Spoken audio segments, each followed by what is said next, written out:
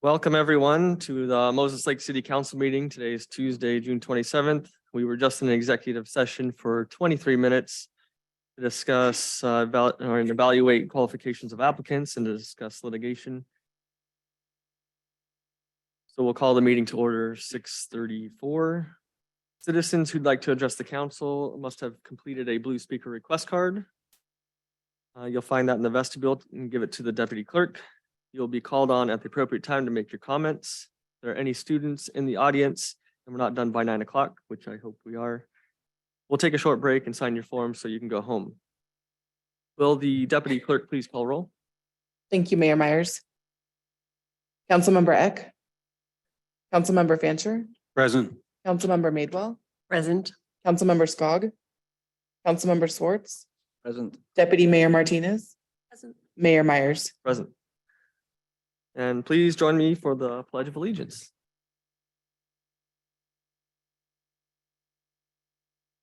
I pledge allegiance to the flag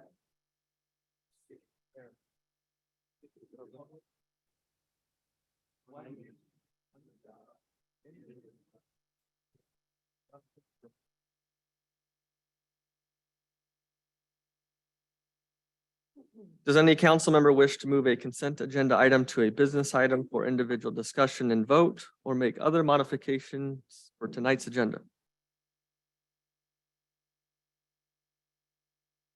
Need a motion to approve the agenda? So moved. Second. Thank you. All those in favor? Aye. Aye. Opposed? Motion passes. We will have a presentation from our Assistant City Manager, Rich Hubner, the Airport Commission quarterly report.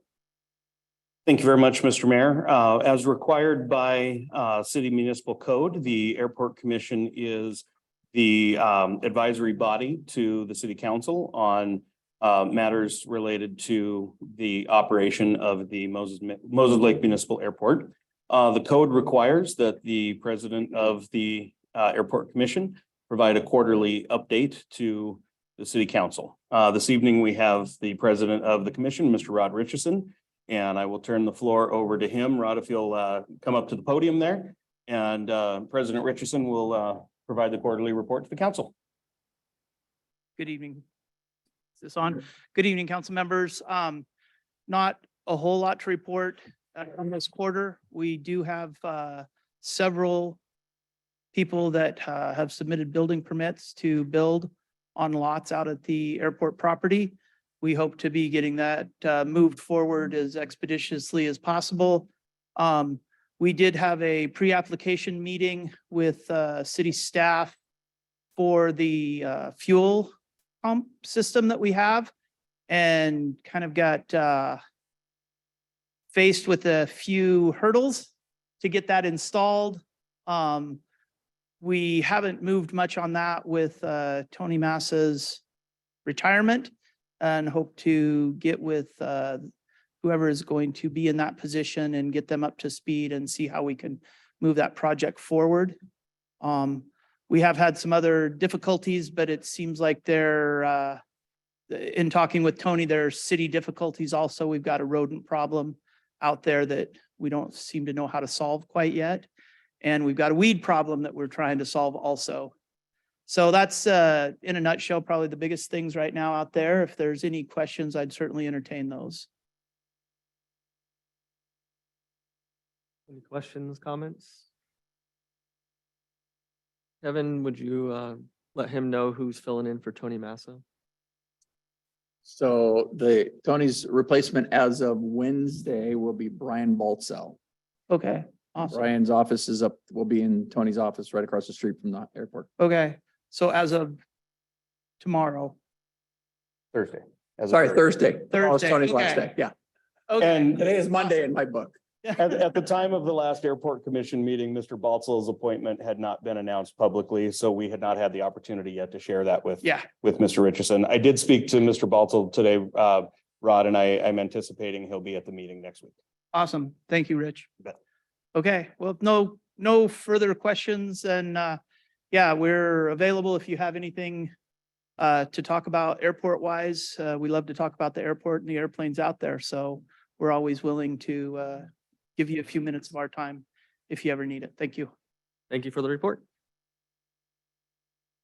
Citizens communications. The council invites citizen comments to hear from the public on matters before the council or relevant to the council's business. Council values free expression of all points of view as an important democratic value in this community. Each speaker will be allowed a maximum of 3 minutes. If others have already expressed your views, you may simply indicate that you agree with the previous speaker. The council expects respect for those who have positions with which one may disagree, so debate or interactive discussions are strictly prohibited. Please refrain from applause after each speaker. Only address your comments to the council, not to staff or the audience. Council may request staff research comments received for a potential future action. Please take private conversations outside. When you're called to speak, please begin with stating your name and city of residence for the record. We'll start with Mr. Andrew Copen.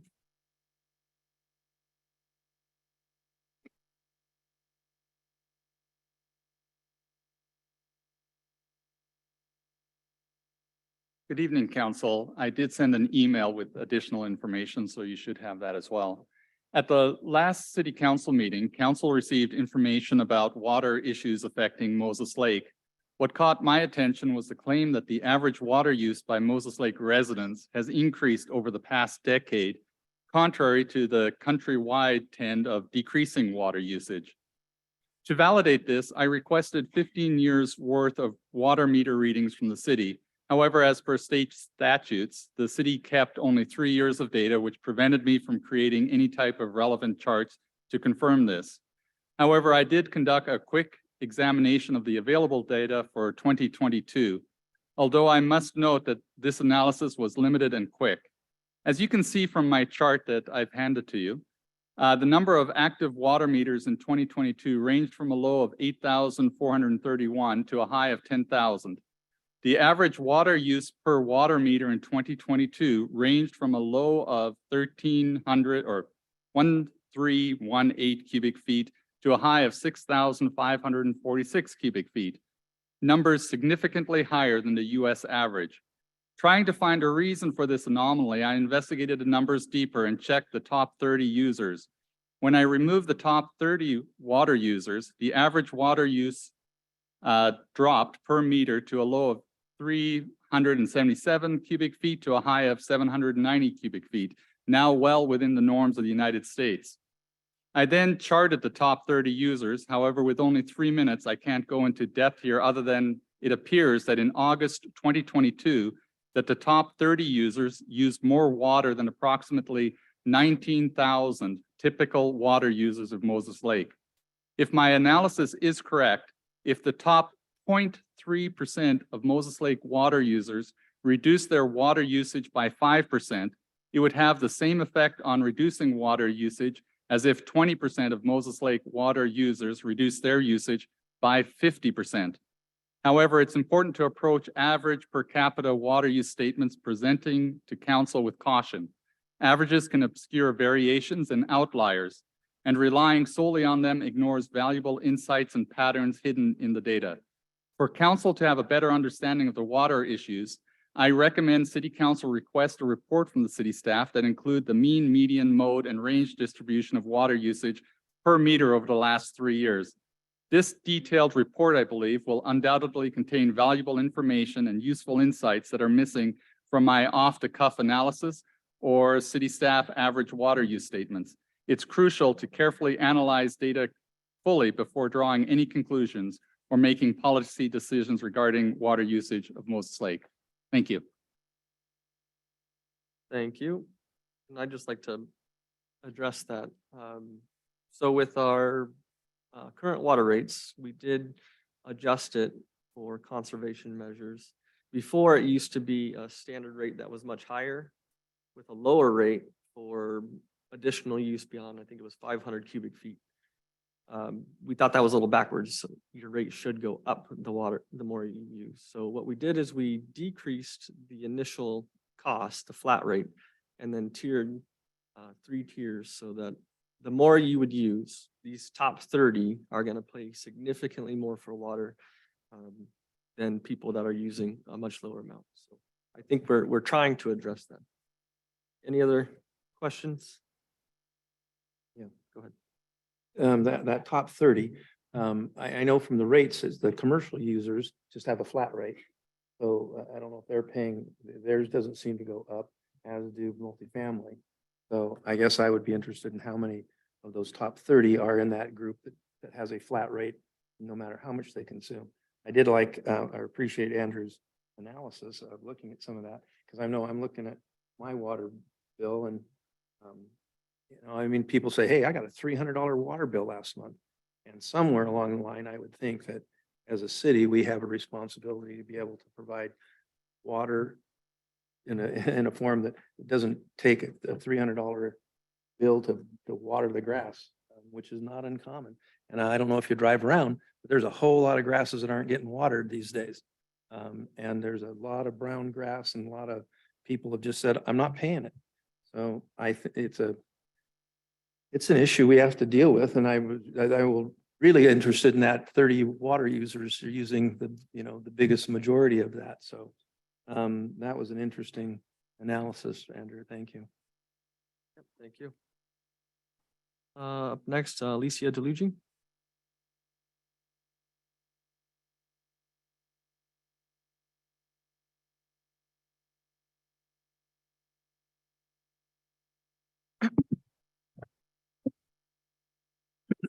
Good evening, ladies and gentlemen. Alicia DeLuigi, Lisa from Moses Lake.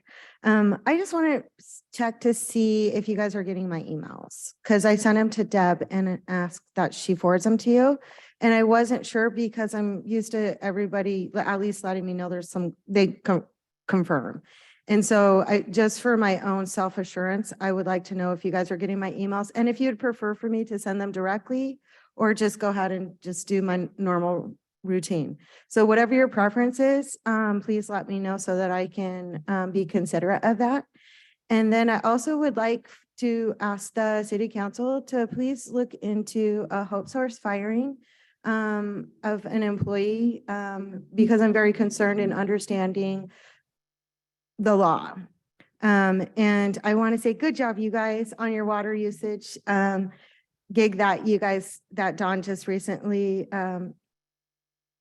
informed the public in the route that you're taking. I think that's a really awesome that you're doing the tier step. And I predict that there's going to be some pretty positive results with little snags. So kudos to you guys. Okay.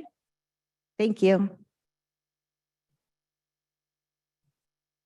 Okay, moving on to the mayor's report of the National Daughters of the American Revolution presented us with a certificate, the National Society Daughters of the American Revolution, for the proper use and correct display of our U.S. flag. The chair, Cindy Johnson Sekuma, sent the following, their attendance at the meeting on May 23rd during the presentation to honor local resident Mio Koba. So congratulations to staff who handles the display of the flag across the city. Do we know who manages that? Unfortunately, I don't, but I would assume that it's probably Parks. Oh, sorry, it's Josh McPherson for maintenance. Okay, well, We will Tell pass that along. thank you very much. I do also have a proclamation to read for Parks and Recreation Month. Whereas parks and recreation programs are an integral part of communities throughout the country, including Moses Lake, Washington. And whereas parks and recreation promotes time spent in nature, which positively impacts mental health by increasing cognitive performance and well-being and alleviating illnesses such as depression, attention deficit disorders, and Alzheimer's. And whereas Parks and Recreation encourages physical activities by providing space for popular sports, hiking trails, swimming pool, and many other activities designed to promote active lifestyles. And whereas Parks and Recreation programs increase a community's economic prosperity through increased property values, expansion of the local tax base, increased tourism, the attraction and retention of businesses, and crime reduction. And whereas parks and recreation areas are fundamental to the environmental well-being of our community, and whereas parks and recreation programming and education activities such as out-of-school time programming, youth sports, and environmental education are critical to childhood development. Whereas our parks and natural recreation areas ensure the ecological beauty of our community and provide a place for children and adults to connect with nature and recreate outdoors. And whereas the U.S. House of Representatives have designated July as Parks and Recreation Month. Whereas the city of Moses Lake recognizes the benefits derived from parks and recreation resources. Now therefore be it resolved by the Moses Lake City Council that July is recognized as Parks and Recreation Month in Moses Lake, Washington. Thank you.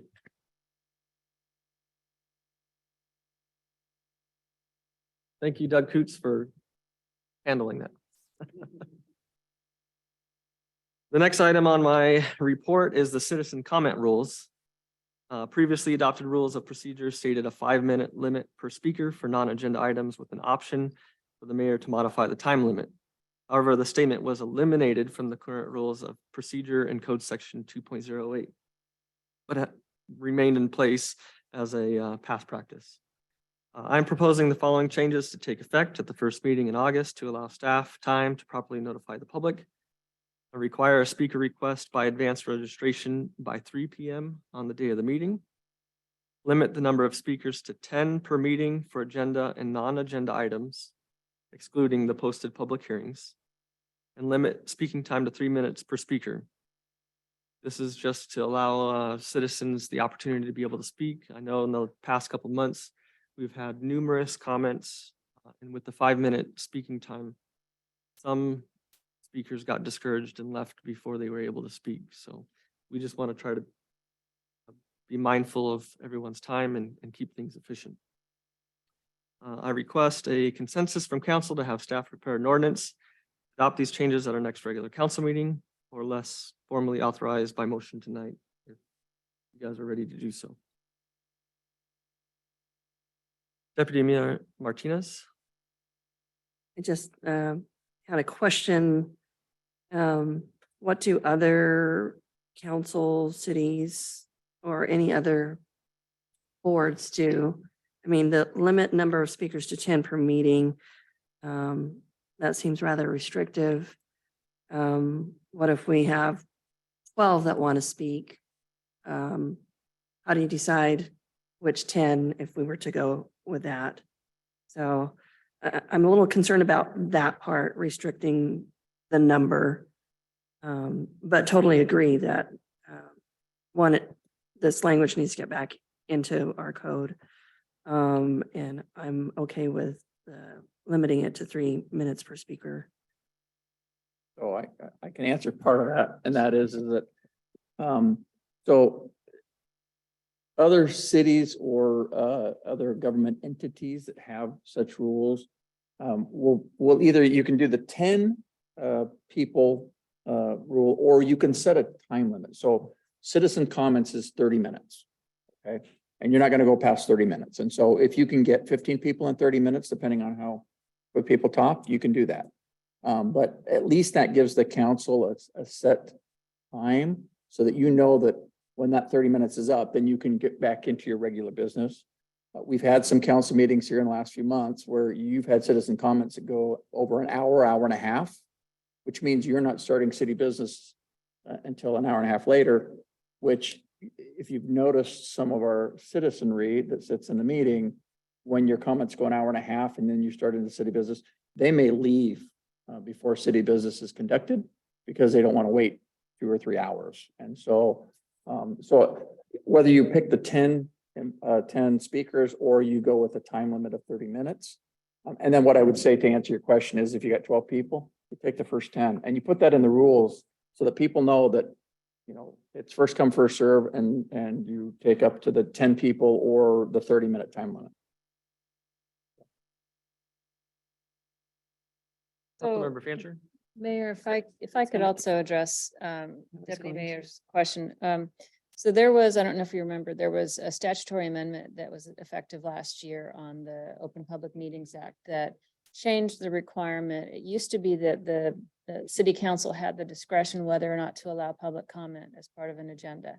The legislature changed it last year to mandate that every public entity must provide an opportunity for public comment at the meeting. The statute's clear that if somebody wants to provide, or you can, they can provide their comment orally at the meeting, or they can provide their comment in writing. If they choose to provide a written comment, we can establish a deadline by which the written comments are received. There isn't a similar provision that says we can require a deadline for oral comment. So I would be reluctant to incorporate that into your rules. I think probably the most conservative approach, if you're going to want to allow public comment and make it available on an equal basis, is to simply, as a council, decide how much time in your business agenda you want to allow for the public comment. And then whoever is identified at the public comment portion of your meeting that wants to speak, you can simply divvy up the time in an equal number of minutes for each speaker. If you've got fewer speakers than your time and you want to allow each speaker longer, you can do that. If you want a steadfast rule that's applied hard and fast at every meeting, then yes, I think you need to put that in your rules. Otherwise, it could simply be as flexible as we're going to allow 30 minutes, up to 30 minutes at each meeting. And then the time limit would be dictated by how many people want to speak at that meeting. But those are really your only restrictions. So, I have follow-up, sorry. So my follow-up is that I would prefer a time limit, not a person limit. But is there the potential to move the public comments that are not part of the agenda or non-agenda items to the end of the meeting? So that if people are here for the business of the meeting, Yes. we can get to business first? Yes, the statute simply requires that at a meeting, you provide opportunity for public comment. So where in your meeting agenda that falls is at the council's discretion. And if you would mind, the only thing I would add to that is that putting it at the end, depending on the length of the meeting, you may also lose citizens who, if your business is going to be 2 hours or 2.5 hours, you may have citizens that don't want to wait 2.5 hours to make their comments. Where now they can come in, make the comment, and if they want to leave, they can. So just throwing that out there. I've noticed, again, the last several meetings, we've had people leave before the meeting was over. Councilmember Fancher. Well, I was gonna say was we had, I mean, before the last few meetings, we also went through some large public hearings with the comprehensive plan and some others that people felt like they got shut off in the middle of short comments on a very big, important document. So I'm a little apprehensive to not let people speak, especially on an agenda item. And I know that we can handle those differently, but in a very, very important document like the comprehensive plan, like the code update that we're embarking on, I think it's important that we not, when somebody's in a good dialogue and that we're cut them right off, because that's what I felt happened. Not now, but like back during the comprehensive plan and stuff. I agree that sometimes it's hard because some people don't respect when we've asked if you're going to say the same thing to keep it short, but I want the people to be heard. And so I'm a little concerned about some of the language, but I agree it's long. So if I could interject just one follow-up to that comment, I would be distinct between an agenda item where you've got someone just speaking about that agenda item versus a public hearing on something, because when you're getting into the public hearings, those are mandated as a requirement of certain actions that the council is taking. So I would not recommend limiting the time frame for public hearings. And that actually says that would exclude any public hearings. The public hearing comments would be excluded from this. I would add really quick as well, my former jurisdiction had policies and procedures for the council, just as you all do. And in there, for example, it stated that work session meetings are the first and third weeks of the month and business meetings are the second and fourth.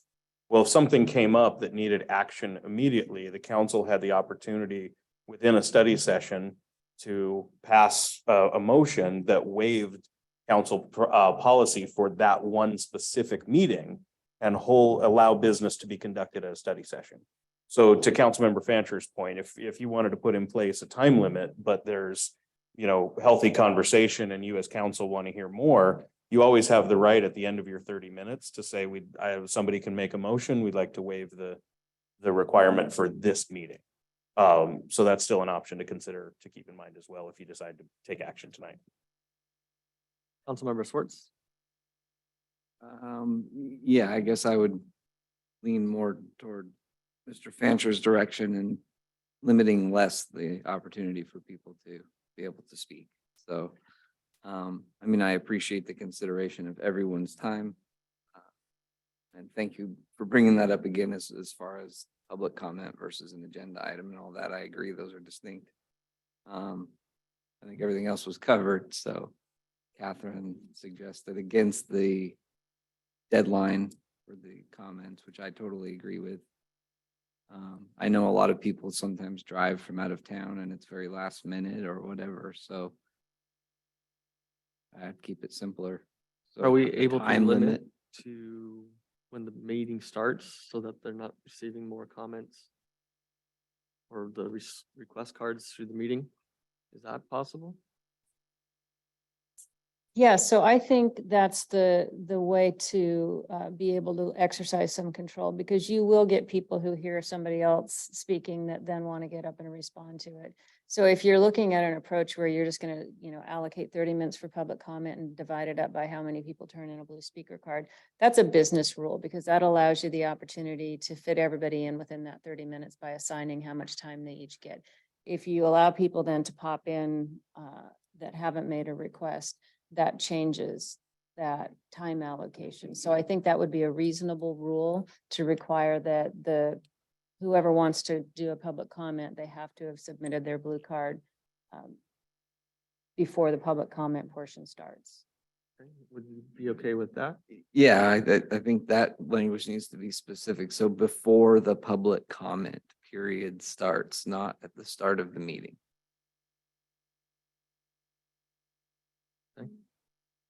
And then it seems like more people are in favor of a time frame versus a number of speakers. Is 30 minutes okay? We can always change it later. You can always, if we put like Mr. Huebner said, you just make a motion to extend that comment period. Okay. Clear? Does anybody want to make a motion now? One, real quick. So Andrew spoke, just to make sure this, Andrew actually spoke regarding an agenda item, I believe, today. So I You didn't mean, quite put an agenda. I know, item, but so we just need to be clear that if somebody's wanting to reserve their right for the agenda item, that they need to make sure that we're clear that we need to put that on there. So. So do you want staff to bring an ordinance back? I can make the motion. Or think. we can do a motion now. Okay, then. I so move we change the meeting procedure for public comment specifically so that there is a 30-minute time limit for public comment per meeting to be allocated based on the number of people requesting to speak. And that the time limit for submitting a request to speak be just prior to the start of the public comment period. If there was one request to speak, are they allowed to speak for 30 minutes? I would, okay, and then No, I don't. I mean, I would not like that. 5 minutes. 5 minutes. So we've got two restrictions. One, the 30 minutes total of all participants, and each participant has a maximum of 5 minutes. Yes, So potentially we could have 6 people. right. And if there's more, we just lower the amount of time they speak.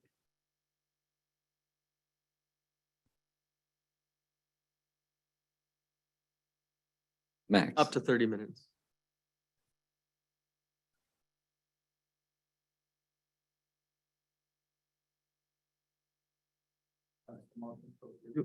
The Prior five, to the- The 5 minutes though, Kevin, is if there's only one speaker, for example, then even if we've allotted 30 minutes, you get no more than 5 minutes. Each individual speaker gets no more than 5 minutes maximum. The proposal was to change that to 5 to 3, so you get one speaker, you get 5, but if you get 6 speakers, you're going down to 3.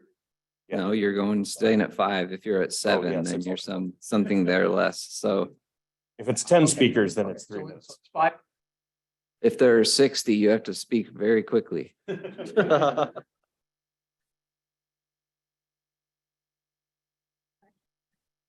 Clear enough? Okay, well, we have a motion. Second. We have a motion. A second, any other discussion? All those in favor? Aye. Opposed? Motion passes. My last item that I will not be present for our next meeting. I will be out of the country.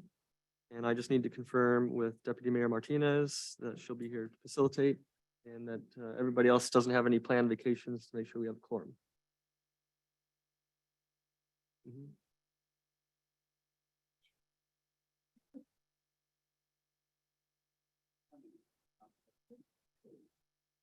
Just something to think about, and we'll communicate if there's any changes that need to be done.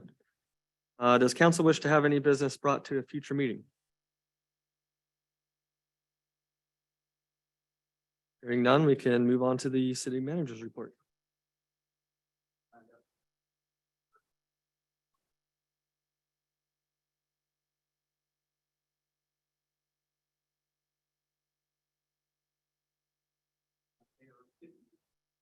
Water, wastewater, and stormwater plans. They are working on the PFAS, information, they're working with aspect plus that and doing some survey. That last is doing traffic modeling. It doesn't say where, I assume the traffic modeling is probably taking place out in Bay Valley. So, he had asked, I talked to him about, moving on to number 2, about workshop with council, talk about water. He asked if we could hold off and do that when the plan is complete. And so, however, I want to make sure that we have the meeting prior to.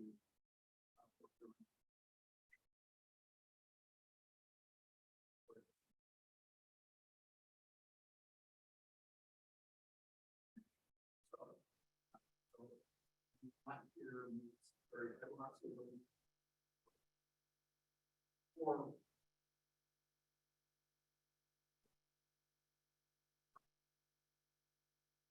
Step 2. I have gained development to businesses and also the company that picks up the shopping cart, find out how often and frequency, where they're doing it, and then have a conversation with them to see if we can increase the amount or the frequency of when they're picking them up. And if they're not getting all the locations, maybe there's some other locations for that. After we get that, we'll bring back information to council, hopefully in the next, I would say, and then depending on the outcome of that, then we can talk about what we take for the action. So that. And then the last thing I have is, we see the budget, not yet. So we would like to have our Saturday budget workshop on current number.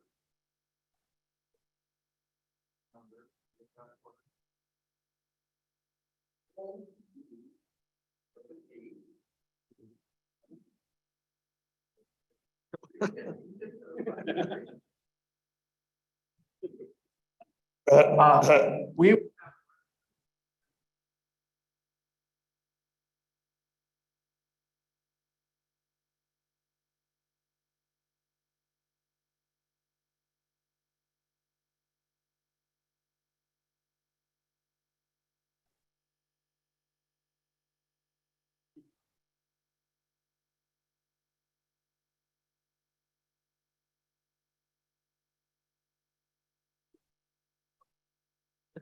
No, yeah, I'm with you, Judy.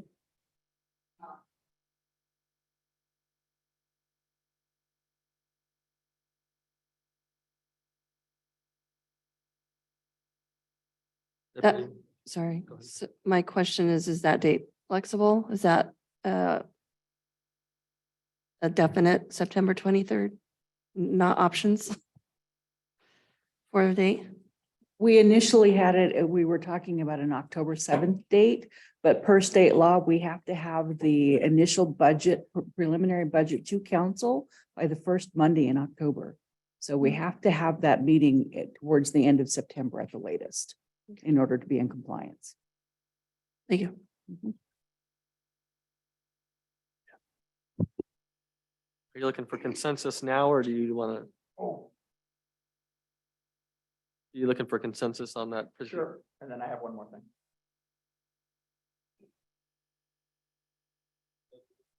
Yeah.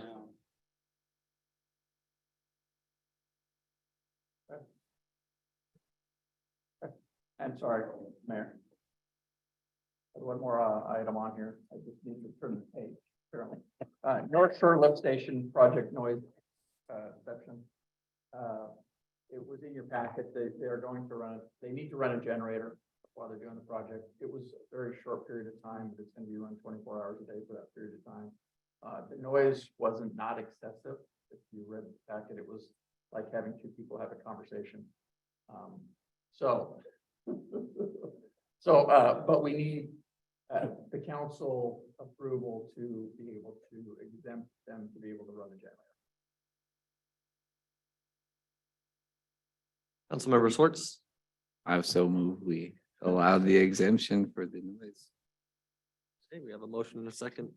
Any further discussion from the council? I do. Go ahead.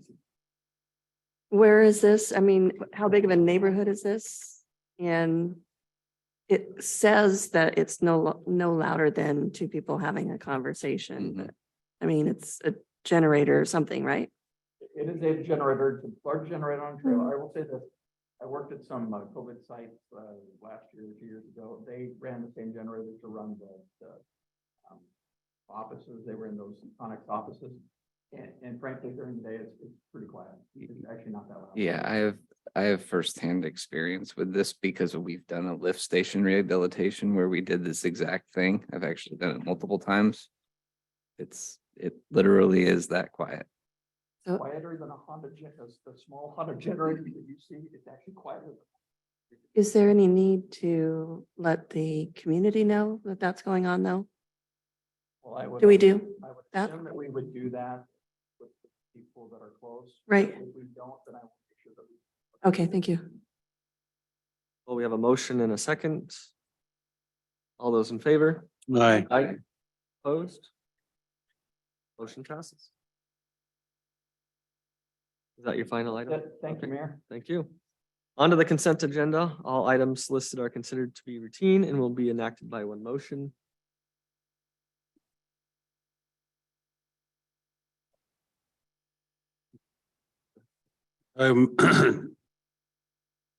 I'd make the motion to approve the consent agenda, but I will be recusing myself from voting on item E and F. Will that work like that, or Catherine? Is that acceptable to recuse on those Do you items? want to pull that from your motion, that item?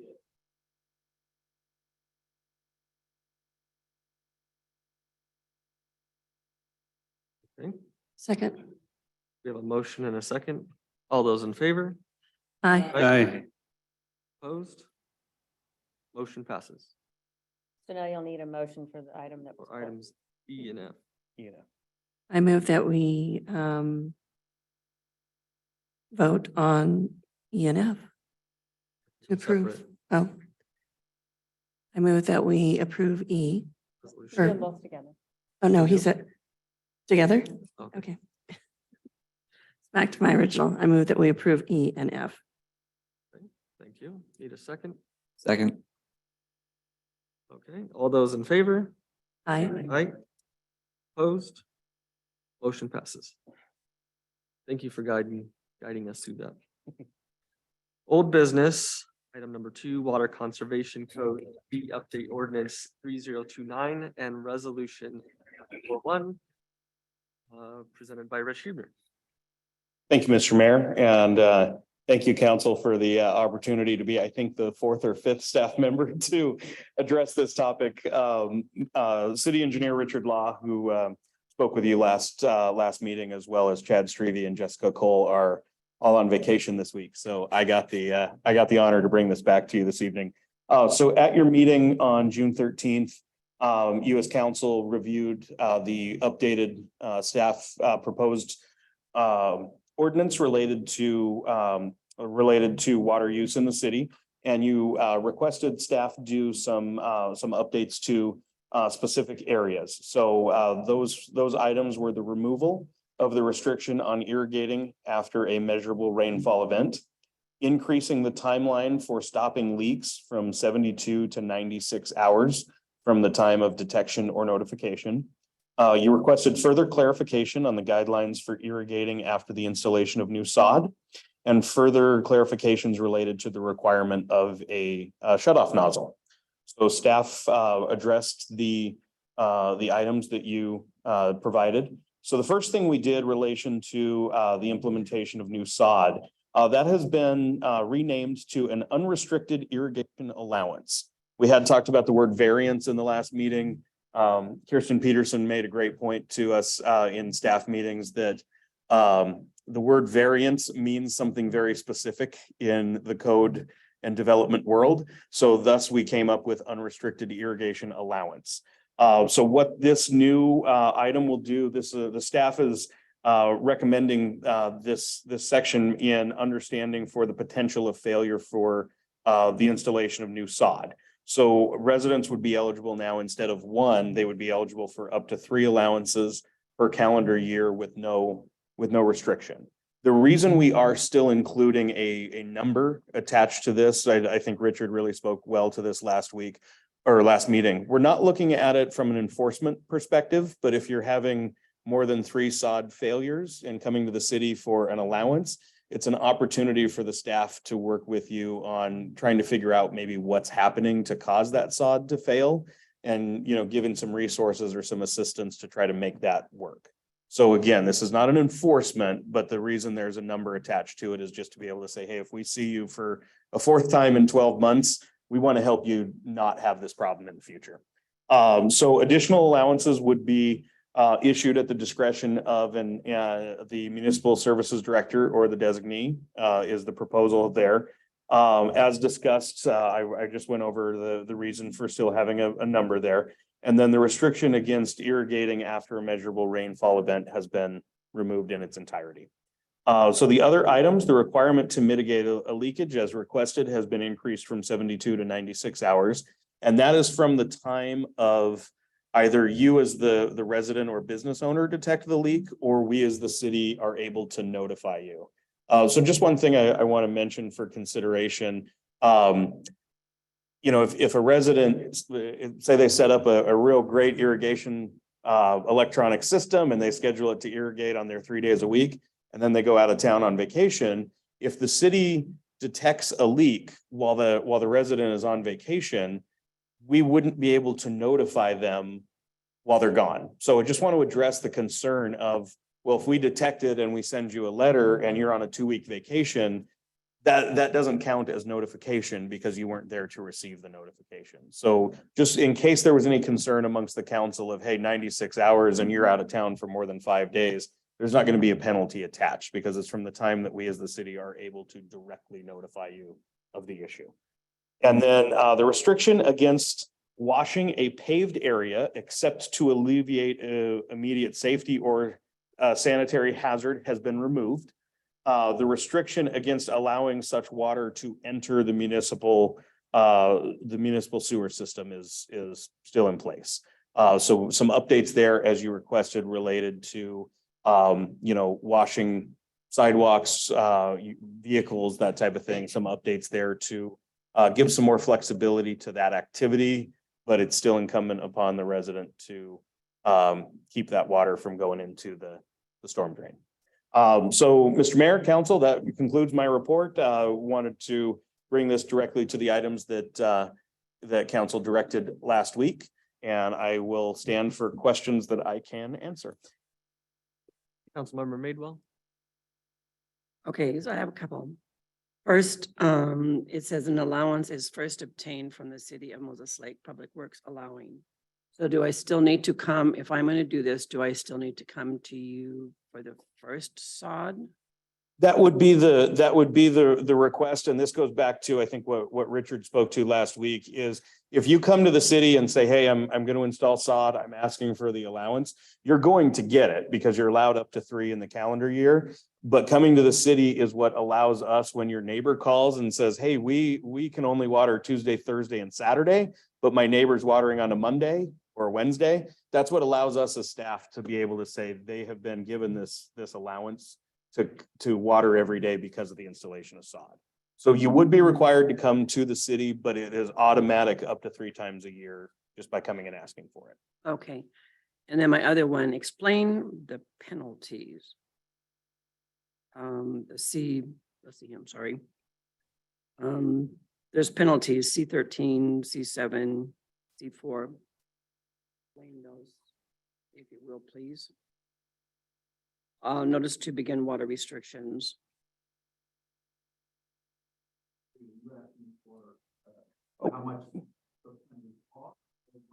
What are they and then how much are they, I guess? It just lists out a written warning for the first offense. The second offense will incur a C13 penalty pursuant to chapter 1.08. So. And I'm gonna bring up that section of code real quick, Councilmember Madewell, because as you said, it references another section of code. So I just want to make sure that I have those applicable. So they reference, as you stated, they will incur, after a written warning of the first offense, the second offense will incur a C13 penalty pursuant to chapter 1.08. So I just want to make sure that, so C13 is a civil penalty of not less than $130.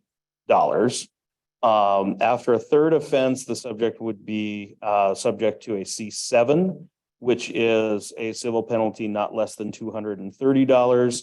And then further infractions subject to C4, which is not less than $530. And those would be treated as code enforcement issues. So you heard an update from Rick Rodriguez and Tina Jewell a couple meetings ago about the code enforcement process. So if we become aware of residents that are violating this ordinance, it would be referred to code enforcement to go through their process.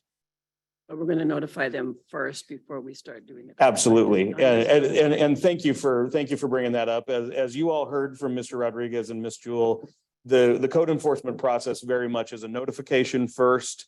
And then if the offense continues, that's when the enforcement process would start. So absolutely. And thank you for allowing the opportunity to mention that on record. When we become aware of violations, that always begins with contacting, educating on, here's the guidelines. You may not be aware that you're watering against code, really working with the resident to try to remedy the issue before any penalties are ever assessed.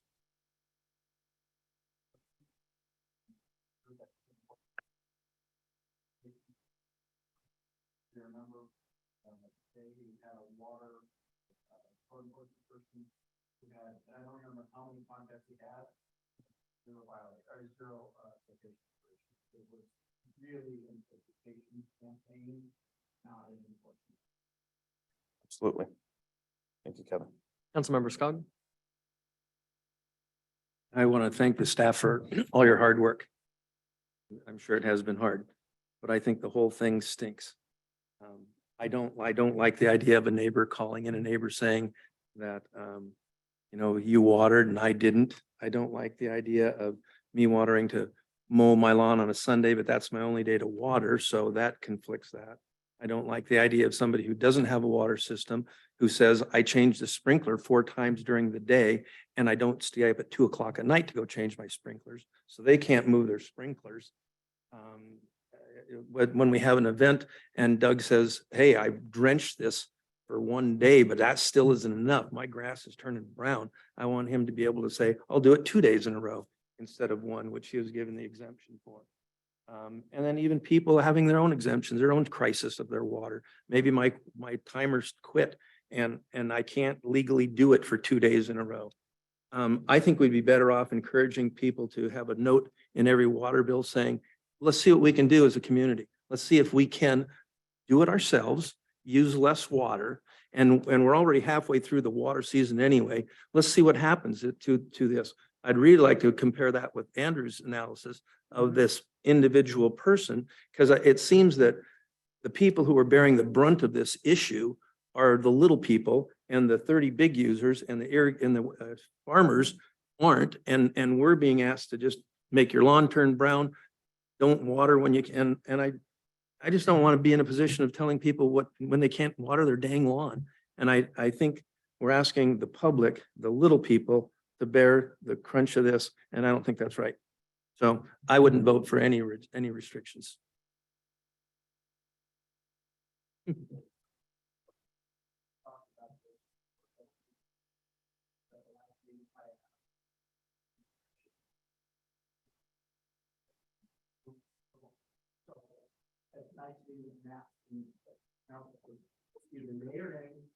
And then depending on what the outcome is, at least at that point, we're done talking about this topic. So, at this point, I'm just asking you to make a decision tonight to move it. My question is on the leak. So if there's a leak detected by the city, they're not there. Are you gonna turn the water off to stop the leak and then notify them they have the time to fix it? I don't think that that would be the case, Mr. Mayor, because under city code, we can only turn off water under, you're delinquent on your bill or that type of thing. Also, it would not be, a proper city activity to turn off your water while you're on vacation and then you come home and you got no water. I understand the concern about, they may be gone. We may detect a leak and they're gone for 3 weeks and it has to continue.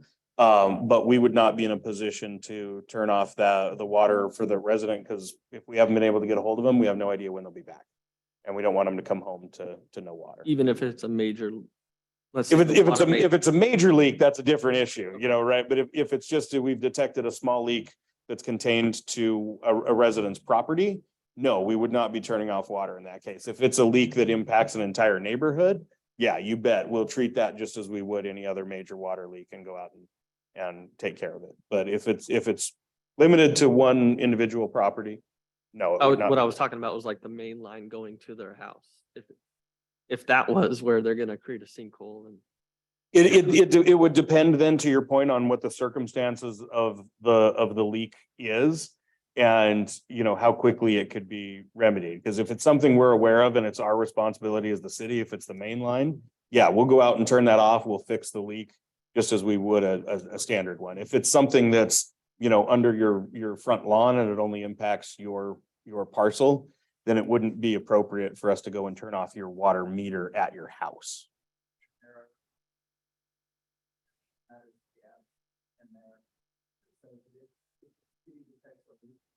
That we will find any available contact person as soon as possible. So instead of sending a letter, if we've got their phone number in their records, we make a phone call, because if they're on vacation and we call a cell phone and say, hey, we detected a leak in your water line, and they say we're gone for the next 2 weeks or 3 weeks, at that point we can ask, would you mind if we turn your water off so that it's not continually running? But we could have language in this that says we will try to contact them at whatever numbers are available to try to make that notification as possible. And to the interim city manager's point, if the council decides to take action on this as this evening, as Kevin requested, you can, of course, go ahead and approve it with that amendment. And then we can bring back the updated language for your review at your next meeting, but you can still take action on it this evening. Councilmember Schwartz. Yes, I will try to be brief. Thank you, David, for your perspective on this, and it's one that I share in a lot of ways, quite frankly. But I will offer a different perspective on this because I'm ready to vote, and I would like this on the record. But we've, and I think I've brought this up in other ways before, but we've been having a lot of conversations revolving around water. And so you know, depending on how the message is delivered, it may be such that some people might believe that there's just no water available, period. And I don't think that that's the case. I really do believe that there are other water sources out there. I don't want to play the blame game or anything, but we are here today in time and we're experiencing a great amount of growth. I'm very happy about. And the fact is that our infrastructure, for whatever reason, isn't keeping up with that growth right now. And so I agree that it's going to be hardest on the little guy, the guy who doesn't have an automatic sprinkler system, who can't stay up all night to move the sprinkler around the yard. That's going to be hard. And hopefully there's some common sense with Mr. Rodriguez and the rest of code enforcement, which it sounds like there will be. I will say that after I vote tonight, my commitment going forward is to find more sources of water and better ways to deliver that water, not only to the people who are here now, but for the people in the future. And I don't know how legally we can get this done, but I would make a commitment also to pursuing how we can get this to be a very temporary situation. That's where I am with it, so I'm ready to vote. And there was language in there that this is going to be reviewed. Mhm. Correct. Yep, to the mayor's point and the words the deputy mayor used, there is language that would sunset this code, so you would be reviewing it before that date. I would also just mention that as with any other ordinance that the city, that you would pass as council, it can be reviewed at any time. It does not have to wait until the sunset. If circumstances change, you can reevaluate it at any time. So it can be a living piece of code. Deputy Mayor Martinez?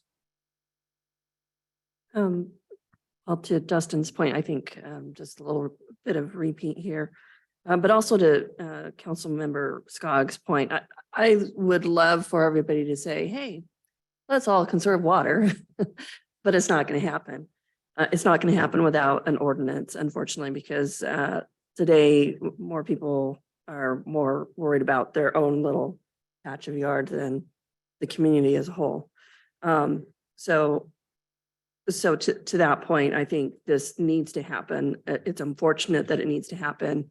But it's a piece of what needs to happen, because there's the larger problem of, we do have water sources that we hopefully can access, but that's a different kind of water, and it's going to take time and it's going to take money. And so we need to be doing some of these things that we can do right now.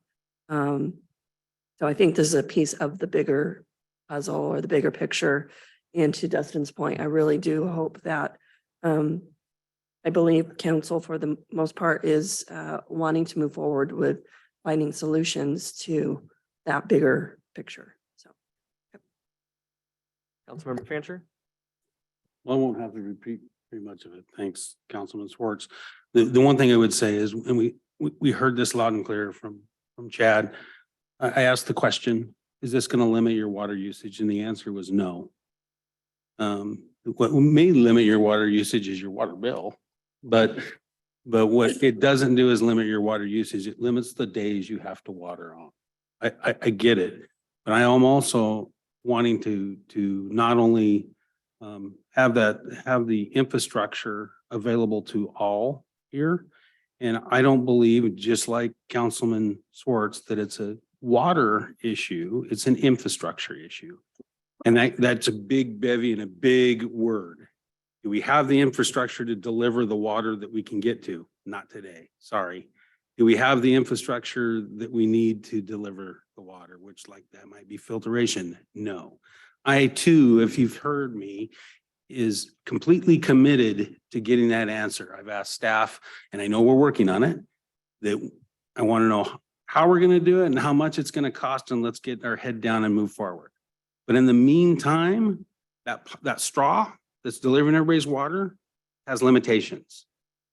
And so I'm willing to sacrifice a little bit and say, hey, here we are. We can't look in the past, but I would like to move this forward too.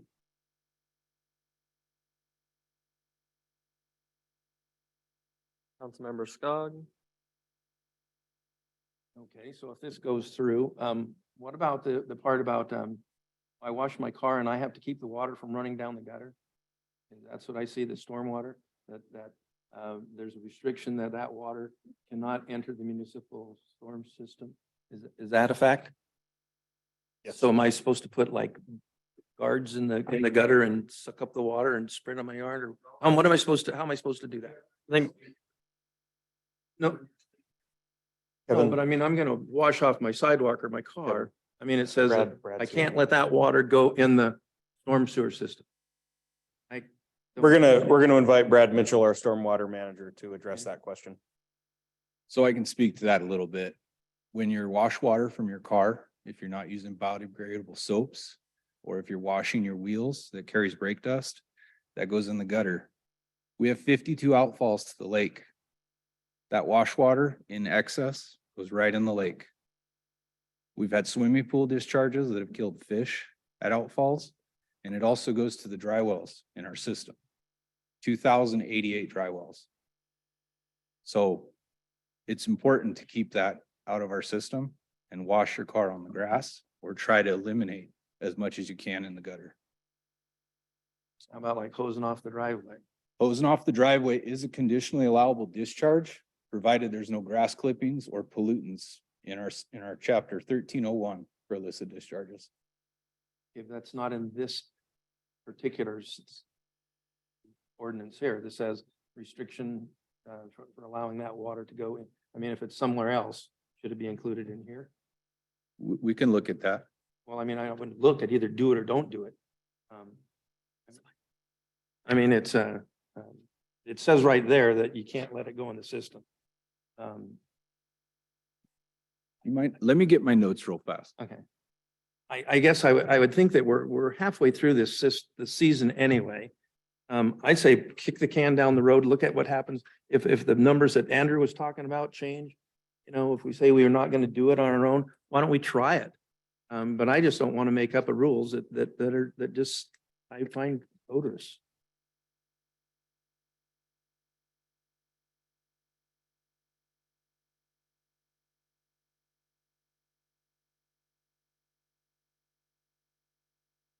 Councilmember Schwartz, you had a comment or question. If you want to go ahead while Brad looks. I'll wait. Okay. And just so you guys are aware, there's a lot of municipalities that have this same requirement for car washing. Ellensburg actually supplies the residents of the town with car wash kits that have auto shut off nozzles and booms and socks to put in the gutter to prevent it going in the stormwater. So there are options.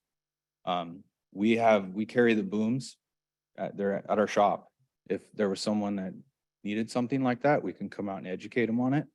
I will say that with some of our leaks and things like we've had, I had one today on Baker Street. Customer called, complained there was a pothole in the road. We had some water leaking in the gutter. Water department was Johnny on the spot, going and taking care of that. So whenever we get those kinds of complaints, we take care of it. The other day on Broadway, we had a commercial cleaning company washing windows. And part of their bid was to also clean our pavers. And cleaning the pavers is fine, but when you're using an industrial pressure washer, you wash all the sand out of the pavers. Guess where it goes? It goes in Broadway, right to the catch basin, right to the lake. In 400 feet of stormwater main that requires staff time of 4 to 5 hours to clean and rod. So there's quite a few problems with debris going in the storm drain. Not so much biodegradable wash water, but what it carries into the drain. Councilmember Schwartz. I was just gonna make a motion. But I can't remember what the one thing we may be considering changing. I thought it The was language of communication. a minor.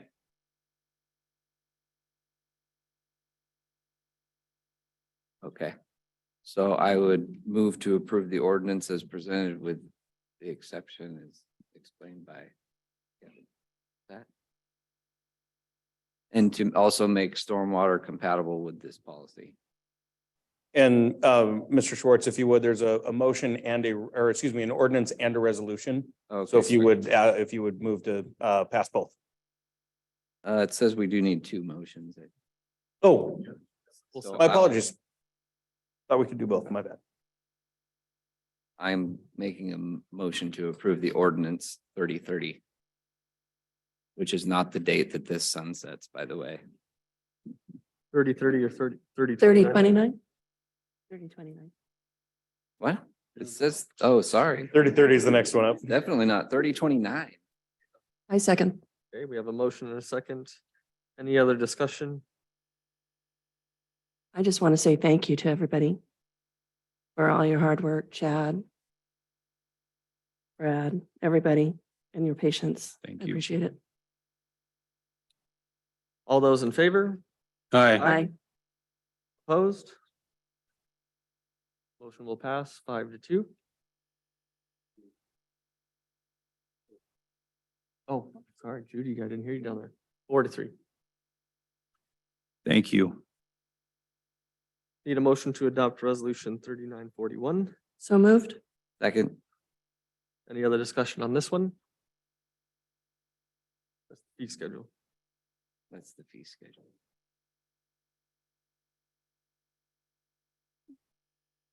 Hearing no further discussion. All those in favor? Aye. Aye. Okay.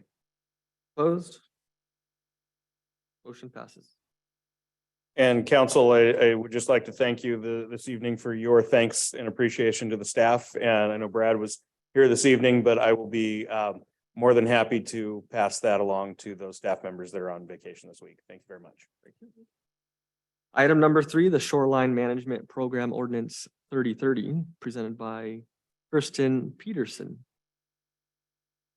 Thank you, Council, Mayor. This is a topic that we began discussing at the last meeting, and it kind of references what Brad brought up earlier regarding protection of our beloved lake. And this is about the Shoreline Management Act and the master program that goes along with it. I'm going to go through this report. You guys had several questions at the last meeting. I want to go through it. I'm not going to read it verbatim. There might be sections, but give you as much information as possible, help you understand the attachments that we had in here, how to read them. And then if you have questions at the conclusion of that, we can go into those questions as well. So as noted previously, the Shoreline Management Act requires all counties and most towns with shorelines to develop and implement a shoreline master program. So under the state's Shoreline Management Act itself, we're required to periodically review our land use policies and the regulations governing our shoreline uses. So the last update was approved by the Department of Ecology, January 17th of 2017. And we do have a brief history of the past revisions that's included within the packet, but I'm not going to go into that tonight. The SMA, the act, was passed by the legislature in 1971. It was adopted by the voters in 1972. And the overarching goal is to prevent the inherent harm in an uncoordinated and piecemeal development of the state's shorelines. I think we all enjoy being able to go and enjoy the shorelines. The SMA does establish the concept of preferred uses on the shoreline. And so on page 65, it lists out what those preferred uses that would be consistent with controlling pollution and preventing damage to the natural environment. And those uses are single-family residences, ports, shoreline recreational uses, water-dependent industrial and commercial developments, other developments providing public access opportunities. And as much as possible, shoreline should be reserved for water-oriented uses, including those that are water-dependent, water-related, and for water enjoyment. So we've got a whole lot of regulations and reasons why they've done this and what we're looking at. And the preferred uses are designed to just recognize the local interest, make sure there's residential opportunities, but also that there's long-term impacts are being analyzed rather than just short-term benefits. And really, it's about protecting the shoreline resources and the environment. And there's also supposed to be a piece regarding public access to the shorelines. So the SMA must include a public access element, including provisions for public access to publicly owned areas, and there to include an element for preserving and enlarging recreational opportunities. This also, the act, implements the common law of public trust doctrine. The doctrine conveys that the waters of the state are a public resource for the purposes of navigation, conducting commerce, fishing, recreation, and similar uses. The public trust doctrine is not invalidated by private ownership of the underlying land. The doctrine limits the public and private use of tidelands and other shorelands to protect the public's right to access waters of the state. So a lot of research and analysis have gone into this over the decades that it's been in place, and they keep updating it over time. So the Shoreline Management Act is regulated by the state, and they do make changes, recommended changes to the policy. So when we do our periodic review, they're giving us a checklist of items that we need to go through. And Ecology will also review that. And I'll get into it a little bit later, but their checklist, it's got a delineation of all their required changes, and then whether or not it's applicable to us, and if so, what changes we actually made. And I'll show that to you in a little bit here. But we do have a requirement to update this every 8 years. And in the WAC, it does note that Grant County is supposed to have their periodic review complete in the 2021 to 2023 cycle. And we talked about it. We should have it adopted by June 30th of this year. So the periodic review must be accomplished through legislative action, meaning adoption through a resolution, motion, or ordinance following a public hearing. The public hearing was actually held before the planning commission, and they did recommend approval. Their only one is required, but city council is the adopting entity. The purpose and scope of this review is to make sure that our program complies with applicable law and guidelines in effect, and that the program is consistent with our adopted comprehensive plan and our development regulations. And then I want to point out that I noted that the last one was done on January 17th of 2017. This review will address changes in requirements of the act and guidelines since that last update. So that's really all we looked at, is anything new that changed in regards to what's required. So that checklist, it's found, and I'm going to now start showing my screen, kind of get into some of the attachments here and explain them. Is that working, Greg? Sometimes it takes a minute. Okay, great. So I'm just showing you the web page on the community development website. I showed this at the last meeting with shoreline permits, but you have a lot of these materials in your packet as well. But it's got that history that I referred to. We've got the draft shoreline master program, the ordinance, the ecology checklist, and then I'm going to actually go into some of those as we go through this, just to show you real quick. But I believe I've got the checklist up here first. So the first page of it is just kind of, if you glanced at it and you're like, what is this? It's just giving you some of the guidelines. And then as you move through, you get to this actual checklist. And what it has over here in the first column is a summary of the change. So I'll just, we'll go through this first one. The legislature amended floating on water residences provisions. The review, it's not applicable here because that's actually prohibited in the city of Moses Lake. So no action was needed. Now on B, the legislature clarified the permit exemption for fish passage projects. And the review was that the shoreline exemptions included outdated information, does not reference right WAC or RCW, I should say. So what we did within our master program was that we updated section 12.30 exemptions list to make it consistent with the example that they required of us. So there's an entire checklist just showing each of the changes that were made. So just wanted to point that out. And when you look at this checklist, they give it to us as an aid to help us review the program, and we're supposed to go through it, but then Ecology does their entire review. So we worked with them throughout this. We did hire a consultant to help us. Rachel Granrath with SCJ Alliance was on the call last time. They did provide for us, let's see.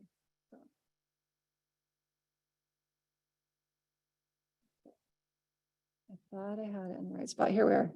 Exhibit C, which is found on page 71, was the State Department of Ecology's initial determination of consistency. And so it's in an email format. And you can see in bold writing here that this serves as Ecology's formal written statement of initial concurrence of your proposed amendments, subject to Ecology's required change. So That's their formal language. So although it's a key part of the materials that we gave them, the checklist is just a summary.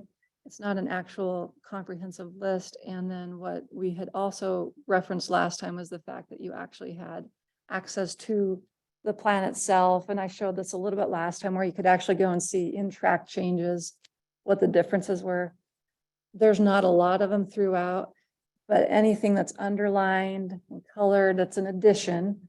And if there's anything with a strike through, that we deleted it. And it was all just to be in compliance with the state, the Shoreline Management Act. There wasn't a huge amount of review. And then we did take this to the Planning Commission.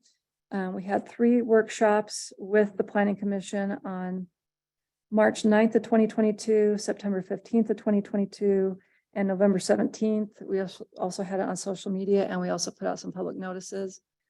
And then we did hold a public hearing before the Planning Commission on February 16th. And it's pretty quick, cut and dry meeting at that point, because they'd already had an opportunity to review it. And there was not really much conversation or deliberation, and there were no public members there, and they passed it unanimously. So I was just providing that information for you as well. And then just gonna go back to this page right here. So as a part of the final adoption, the Department of Ecology must issue a formal approval of any amendments or findings of adequacy, which we already went through. Department approval is necessary to affirmatively conclude the periodic review process. It confirms the state review of local action has occurred, and it establishes a definitive appeal window consistent with RCW. So at this point, we've got the ordinance included in the packet as well. We've got several attachments. I just kind of went through them in general. But at this point, staff is just simply asking that council adopt the ordinance so that we can move forward with having the compliance for the state.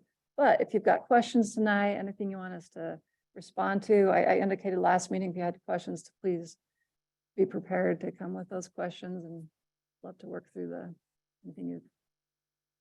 Councilmember Fancher. So I did have a question, and I know one of the big concerns on our lake is stabilization of the shoreline. And I know since I was at quite a few of the hearings, whatever it was, 8 years ago, or time gets by me pretty fast.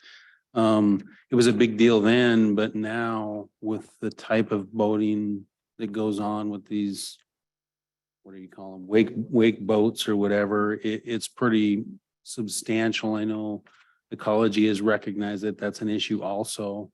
So I guess, can anybody from staff talk a little bit about that? Yes, and I spoke with a couple of my staff members who are key players in getting this update put together. Joined me at the meeting. Perfect. And Nathan Pate, our senior planner, is prepared to assist with some of these questions.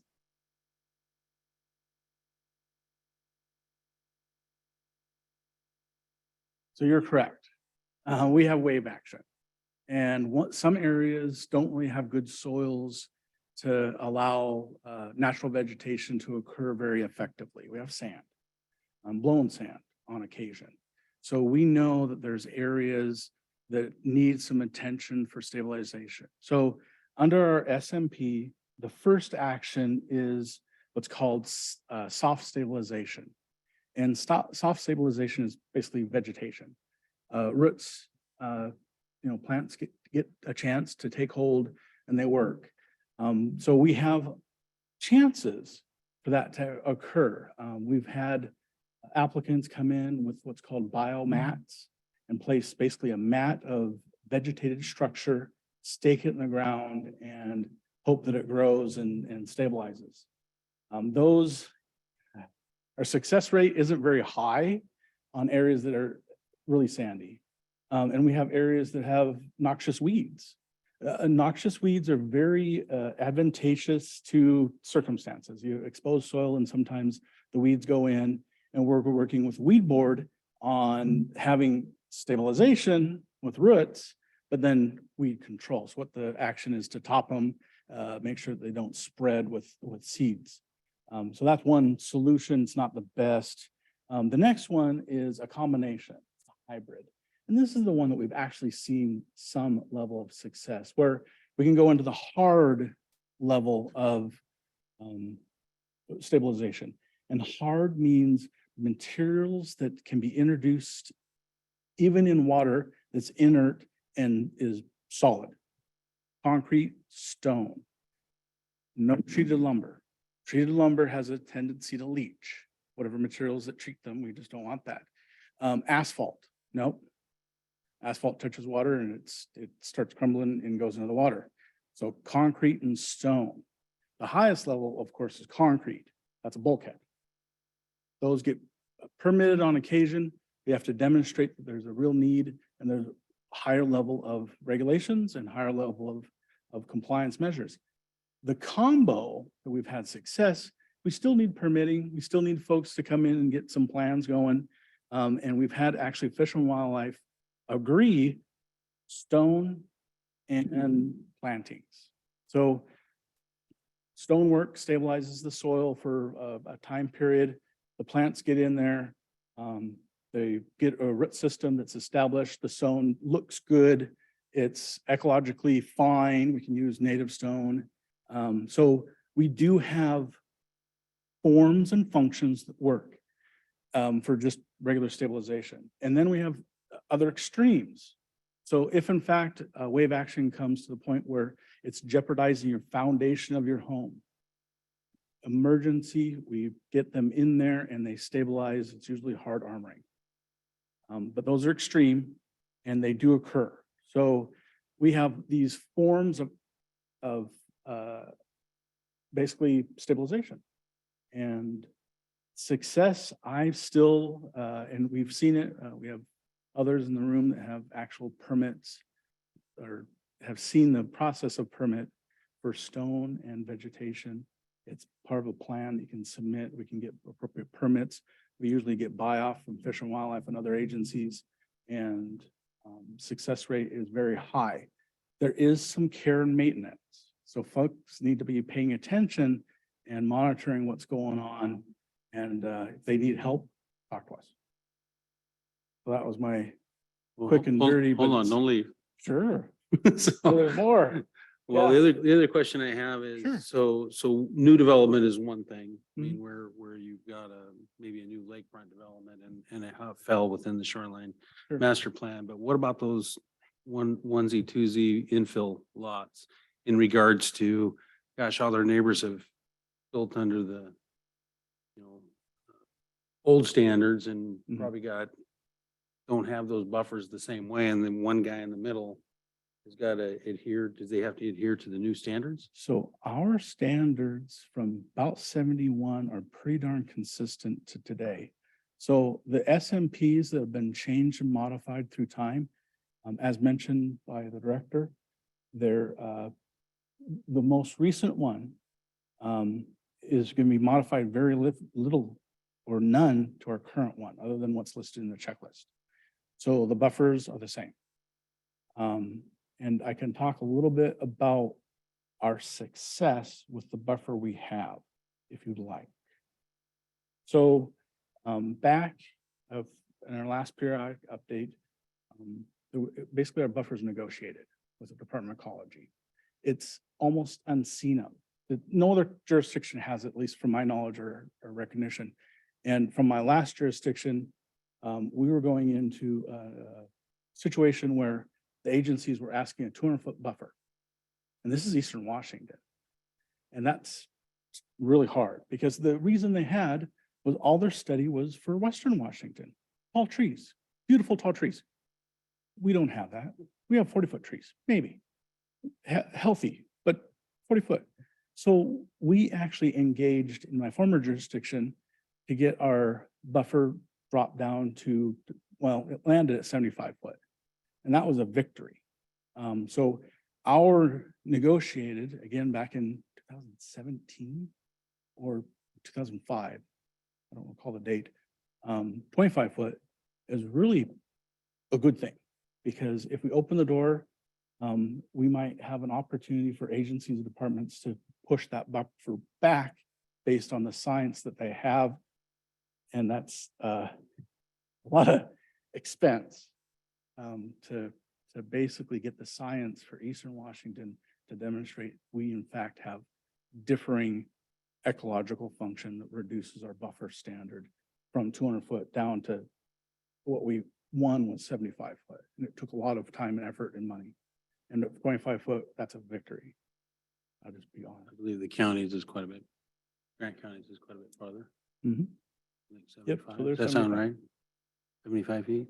Nobody knows. We have that's very, so, that's the buffer, and the standard again from year to year, from our periodic updates is pretty good. We're not changing that. Or we don't propose to change that. If council desires a different action, that's yours to do. Councilmember Scott. It seems like when you want to do something around a shoreline, all the flags go up and everybody's gonna throw their 2 cents worth in. Uh-huh. Particularly where it says that the state has the authority over the shorelines. And when I think of the state, I think of the Western Washington regulations. But having said that, what kind of time frame? If I had a lot and I think my shoreline is eroding, Mhm. what kind of a time frame process would that take before I could put stones down there? It depends on the success of your complete application, because we Okay. can process stuff relatively quickly if their applications are full and complete. Typically, it does require a biologist to start telling us what species to put in the ground. Because we don't know, we shouldn't dictate what type of plants are used. And different areas have different preferred species that would survive. Different soil types, different habitats. So the starting point is a complete application and they're running 3 to 6 months. Permits do take time. We do have a mandatory comment period of 30 days to start off the cuff. So we're looking at, we don't have a choice in that time period. So without doing anything, there's just a comment period that's longer than normal permits in shorelines. Is there a prescriptive path that said if you put this kind of stone and this kind of plant on that if you check those boxes, you can do it without getting your biologist? I mean, I get what we want to, fix stuff, but sometimes we make it so darn difficult and so many hoops to jump through that you just give up. What a wonderful segue. Okay. With the adoption of the SMP, we may qualify to get grant funding to do just that. And we as staff have talked about it with our consultant. Okay. And we need commitment to move forward, but we have more opportunity because there's funding out there where we can pursue and do a regional review, take a shoreline, half mile, and get funding to help folks, help folks understand and prepare stabilization. And that's something that we've introduced internally and with our planning commission. And it was a comment that I wanted to, if we could, again, we have to get through our adoption process and then move forward with helping our citizens with anything prescriptive or performance-based, but within an à la carte checklist form. I'd sure encourage that direction. But it sure would be neat if there was a prescription, if my neighbor did this, do I have to invent the wheel? I mean, if, which is just time and money. As staff would love that, because we talked about Then- evaluating the portions that are sandy. Yep. Almost every permit looks the same. So let's talk about the region, what it is, get some actual professionals in there to help us answer questions, get buy-off from the agencies that might provide comments, Okay. and move forward. So everybody doesn't have to start at square one, Mhm. from SEPA to environmental Right. to biologists to rocks to whatever. Be aware that it's expensive, and that's why we want to go for outside source of funding. If somebody did it and they got to jump through all the hoops, can you just say, do what your neighbor did? Unfortunately, no. Because it's site by site unless we go through a regional program. Sorry. Councilmember Madewell. You talked a little bit about the plants. Mhm. Can you expound a little bit more on that? I see a lot of reeds Yeah, and cattails and whatever that are getting, they're just filling in everywhere. So, sure.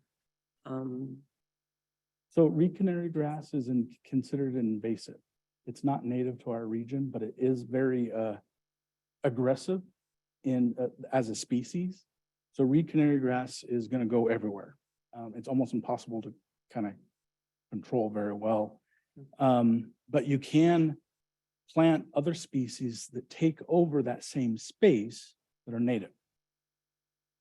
So, and cattails are pretty good things to have for the root system to stabilize the soil so we don't have the slough. And we want to keep the soils in place as long as possible. And again, the ecological function, when we talk about shorelines, we want to talk about things that help critters and the water. We want to have better lake health. And that usually means having some plants that take up things that we don't want in the water.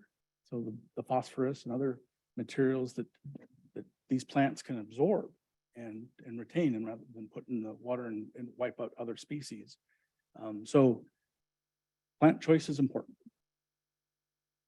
so what are some plants that you would recommend instead of all of the fluffy stuff that's growing right now? I like biologists to tell me. Because my recommendations are from just knowledge of other forms in other jurisdictions. I've only been here a year, so I don't know the exact species that are successful here, native species. I need more time to have any recommendations. I hope so.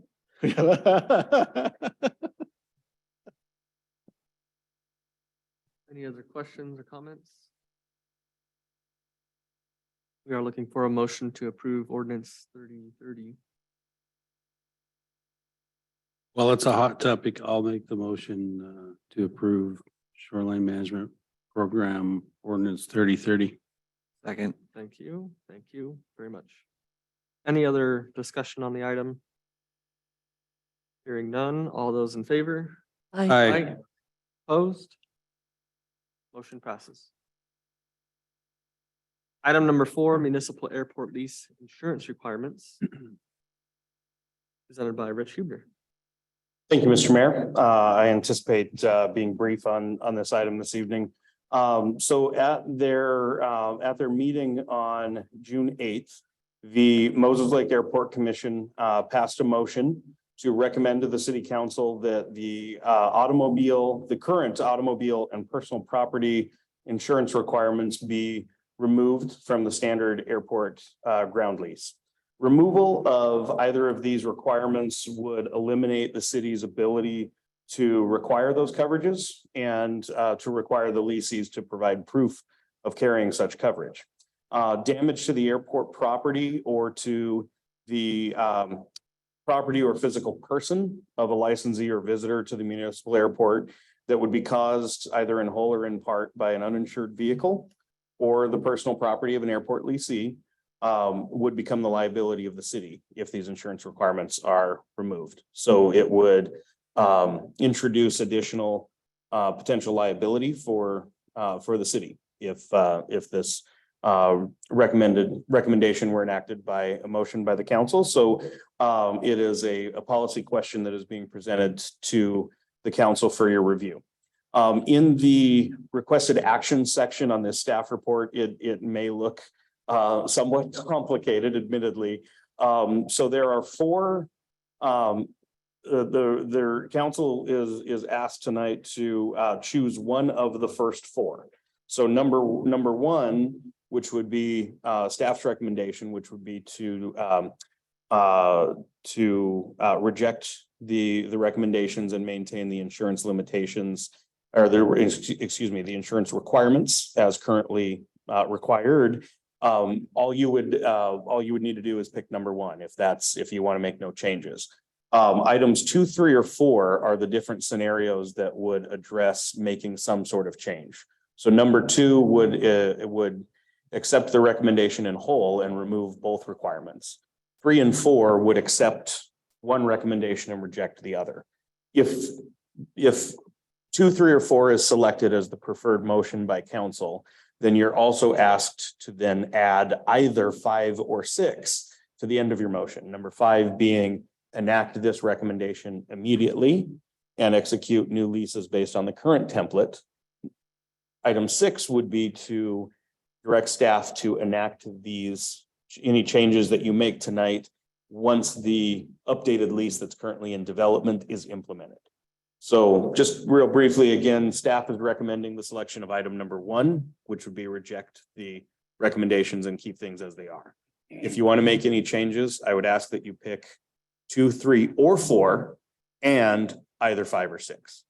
Mr. Mayor, that concludes my report on this item, and I'm available for any questions. Councilmember Eck. Yes, in lieu of ongoing discussions on the city and the airport commission, I think it would be a good idea if we table items 4 and 5 this evening for further review. Is that a motion? Yes, it is, sir. Second? We have a motion and a second to table items 4 and 5. Can we do both of those at the same time?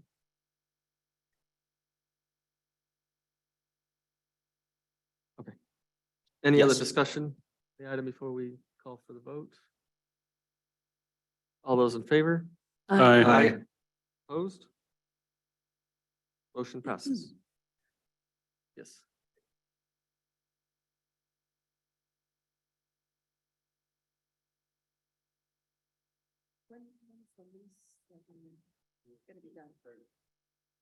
The city is, as I've shared with council, is currently in the process of negotiating a contract with a recommended consultant to conduct the land analysis that Councilmember Fulcher, or excuse me, Councilmember Fancher is referencing. So I am anticipating that contract being completed shortly after the 4th of July holiday.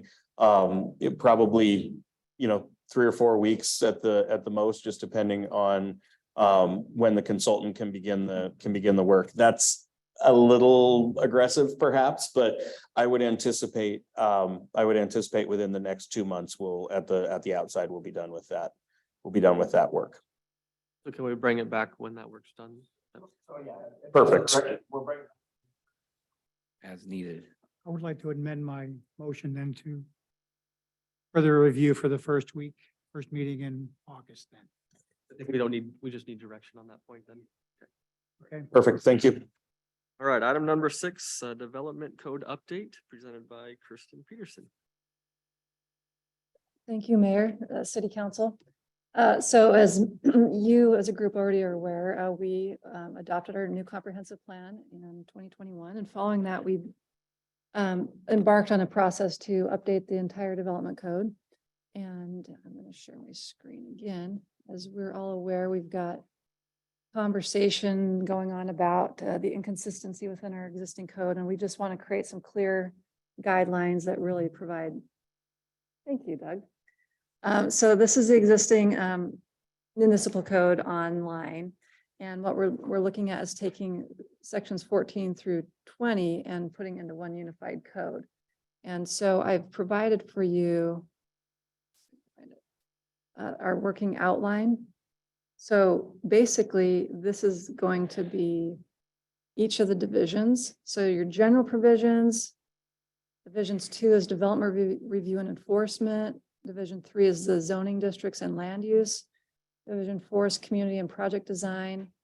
5 is environmental critical areas and growth management act. And division 6 is definitions, word usage, and measurement. So within this sheet right here, it's 4 pages long. It just gives you kind of a status of where we're at. And so it breaks it down even further by subsection of each of those divisions and tells you, the draft is complete with initial CDD input means community development department. And then notes are that the draft is complete or it's nearing completion. And so you'll see with these first 2 divisions that we've completed most of those. We've been working on the zoning districts lately and working on the different standards within the residential district. And then currently we've done residential and non-residential. And what we need to move on next is community design standards, but we feel that we have enough of the project moved forward, that it's ready, it's in a state where we'd like to start seeking public input and participation. So what I've noted in the report itself is that we would like to formally put together a public participation plan. We're planning to take it to the Planning Commission on July 13th, and following that, we'll come back to council for your consideration. If you want to add to it, we can, and eventually get to where we adopt it. But even while we're drafting it, we're going to begin some of the work that we're going to be proposing and doing some outreach. But within that, it's going to include some very specific outcomes. And I've got on page 95 of the packet, 5 of those outcomes. We want a public involvement process that provides clear information to the public on the purpose of, and I'm sorry, I meant to change it to development code update, and how the update process works. The second bullet point is that public meetings and events are designed to provide opportunities for all interested parties to be heard and for people to listen and learn from one another. Third, that broad participation of all interested groups and individuals regardless of point of view. Fourth, it's a transparent process which clearly documents all public input, makes it available for any and all to review. And finally, to improve the decision-making process to include the interests and needs of stakeholders. So at a minimum, as I've outlined in here, we'll hold workshops. We intend to pull together a stakeholder working group that consists of folks that are interested and use it on a regular basis, and that they can participate in review of it. We will eventually hold public hearings with the Planning Commission and City Council, but those will come later at the end after we've done all the vetting. Those are just the required final steps to adopt this document. We want to try to make every opportunity available for folks, make sure the word is out there. So we'll be designing a series of events that will include those stakeholder workshops I mentioned, open house events. For when we're talking about things like community design standards, we'll probably invite them here or elsewhere, places where people feel comfortable, maybe have some boards up with different design options to choose from. Depending on the topic, it will determine how the meeting is held. We'd like to go before some of the existing community groups, boards, nonprofits, and also just participate at any existing community events, just take advantage of what's already happening and where people are already congregating. And then we will likely have potentially paper surveys available to folks, in addition to online options for that. And what I'd really like to do, a lot of communities do this, so they'll create a community engagement platform online that can also be accessed on your phone. So we just want to provide a variety of ways to do that and have it available in multiple languages, and just make sure that we are not, that people are aware they want to participate if they want to. We know not everybody will, but we don't want it to have people to feel like we weren't transparent and they didn't have an opportunity for their voice to be heard. So just want to give you an update. Just getting back to this timeline, or not timeline, but just the outline of the code. In addition to community design standards, we also need to get into the project design standards, information about signs, and SEPA and critical areas. Some of that stuff's already drafted. It's just we haven't vetted it together yet. So, but we've got quite a bit accomplished, and we're in the mode to get going with that public outreach. So, if you have any questions. Councilmember Fancher. Just real quick, July 13th Planning Commission, that's just kind of a high level overview for them also. We're gonna have a fully drafted public participation plan for Okay. them to review, as like, this is our outreach Okay. method. This is who we want to go to. These are the methods. And if they have anything to add to it. So staff will do the initial drafting, and so we'll work with them. Okay. And it's, to me, until we adopt it, it's an opportunity that can be added to and revised. Yeah. So that it's not them reviewing the whole code at that meeting. They've started looking at pieces of it. We'll continue to do that. Councilmember Schwartz. Yes, seeing as that the planning commission, as they should be, are involved with this process intimately, how will it look for the council to have an opportunity to be involved in that process? And, that's one of the things I'd love to hear from you, because we're going to hold bi-monthly meetings with them, with the planning commission. But at certain stages, we could potentially just give you some drafts well in advance for you to start looking at, or we could host some joint meetings with you. We'll look at what is logical. Yeah. Okay. Because, the back and forth can get time consuming. And so I, it's- I have a particular interest, so if there's a Okay. time and commitment issue, worry, that shouldn't be. Okay. And also, I would say, potentially a city council member could sit on the stakeholder group and kind of do report backs to the council, if that's it's something for you to think about, and then something we could include in the public participation plan. Councilmember Fancher. Yeah, I would agree. I think some joint study sessions would be helpful to both because they can talk about the things that they've been discussing. There's no real other venue to do that unless we all get together and have a public study session, so. Any other discussion on this item? Questions, comments? I got one more, yeah, Go ahead. just, and we understand, I mean, in looking at this, I think part of the question is the amount of time that this is taking, but it sounds like that's speeding up a little bit, so. Do we have sort of I know you said the 13th, but then, And that's just the public participation plan. Our goal is to have it adopted by the end of the year. Okay. But we also want to acknowledge that if due to public comment and all of this participation, that there are certain sections that we need to do a little more review. We all know why. that's fair, There's a reason why it's being extended. okay. And we don't want it to feel like it's shoved down anybody's throats. Councilmember Scog. Is there a practical path for parts of the code where, we're talking about changing things and reassessing and this is from the looks of it, going to be a long project? Okay, having said that, if there are some things that come up, particularly in just the course of somebody's day-to-day projects, and say, well, how come this applies this way? Is there any format or pathway for somebody to go, I disagree with this? How can there be a discussion and can something be resolved, or is it just wait till we get done in another 8 months?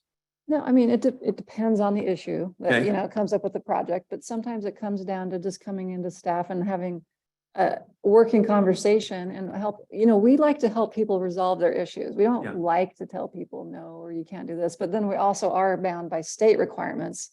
A lot of what's in the code is referring to state code or state law. But it's not like we're telling everybody, hey, wait till the code's changed, but there's some inconsistency. So sometimes it comes down to interpretation, might even. Okay. I have the ability at the director level to make interpretation of the code, but sometimes there's two sections of the code that conflict. Sometimes I might need to pull in legal counsel. Is there any way to redress any issue that say if you've interpreted this way and somebody says, I think it should be interpreted that way? Is there a format or any way to come to this group, to that group, to this meeting or put in that list, or Well, how do we address those issues? Potentially, I'll point out, what was it, 2 meetings ago? We adopted some, we call them minor code amendments. Okay. So we made a variety of changes to the code, but each time you do that, it takes, a vast amount of time because we have to draft it. Ideally, we have told the public about it, have an opportunity to comment. We have to send it to the Department of Commerce for their review, and that's anywhere from 30 to 60 days. We have to do SEPA on it simultaneously. Then we have to have a public hearing before the Planning Commission and Council. So we try to lump more things together versus like, oh, we want to make this one little change. Well, if we changed one word in the code, technically we'd have to go through that process. So we like to just try to lump it all together as much as possible. But if something was truly egregious and we recognize it was truly a problem, we could go through that process. And the expedited review with the state is the 30-day review versus 60-day. So. But I guess it still kind of sounds like, if there comes a question on interpretation, you can start a 3-4 month clock. Well, if it came down to changing the code itself. Okay. But if it's an interpretation thing, I could issue an actual decision, like this is how the code is to be interpreted because it's unclear. So moving forward, this is how we will apply it. And if they wanted you to make that call, how would somebody initiate that? And how do they get that? Do they get a meeting with you? Yeah, pull a meeting with me and then Okay. maybe we'd make a request in writing. Honestly, it's in the code. Nobody's requested it since I've been here, but. Yeah, and appeal provision. have in our code the process that allows to add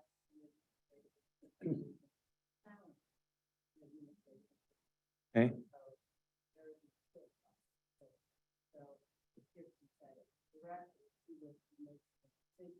Okay.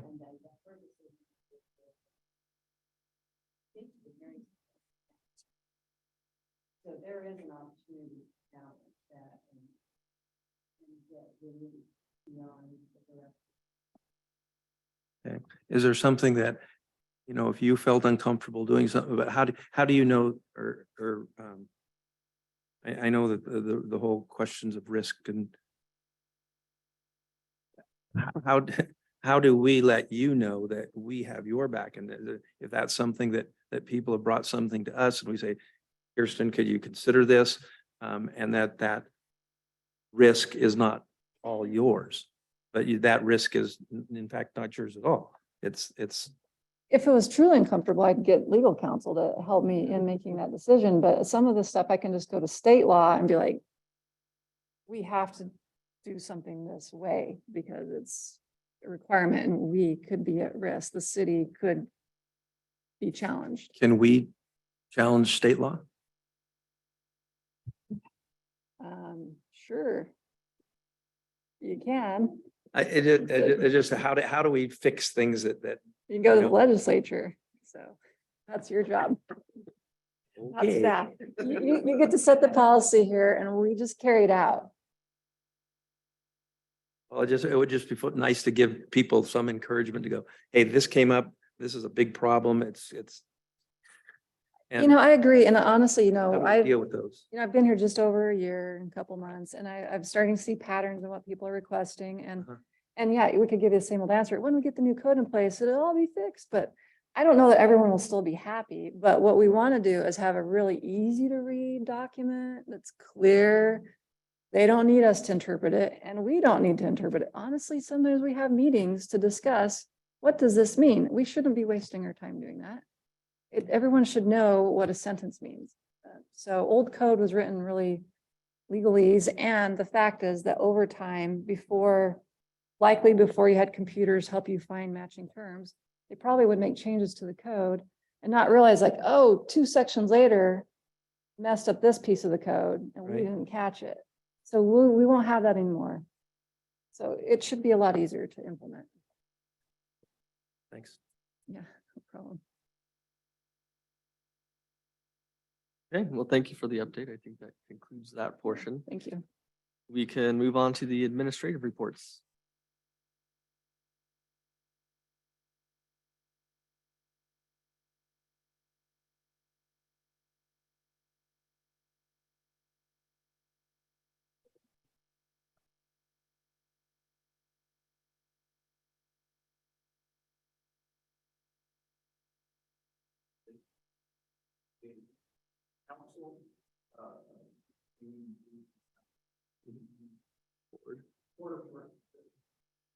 Council, and we are supposed to have that. The annual meeting a year.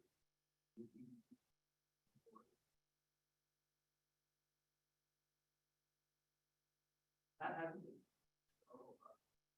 Learned today, I learned today. We need to have to do that for sure. Schedule. TBD. Higher viewers, you know. I don't think that. Or the plan to grow. I don't know. Just be aware, people speak on future agenda.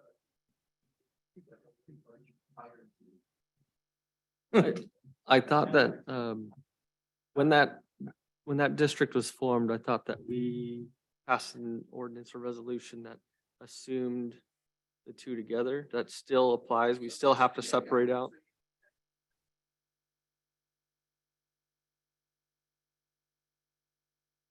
You can do, but you still have to have a separate TBD meeting. Just because you meet as a city council, that doesn't constitute a TBD meeting. So we're required to do one a year, and so we have to, and it can be before or after a city council meeting, but we need to at least And those need to be handled just as a city council meeting would, with the same notice and noticed as a TBD, if formally as a TBD meeting. So, yep.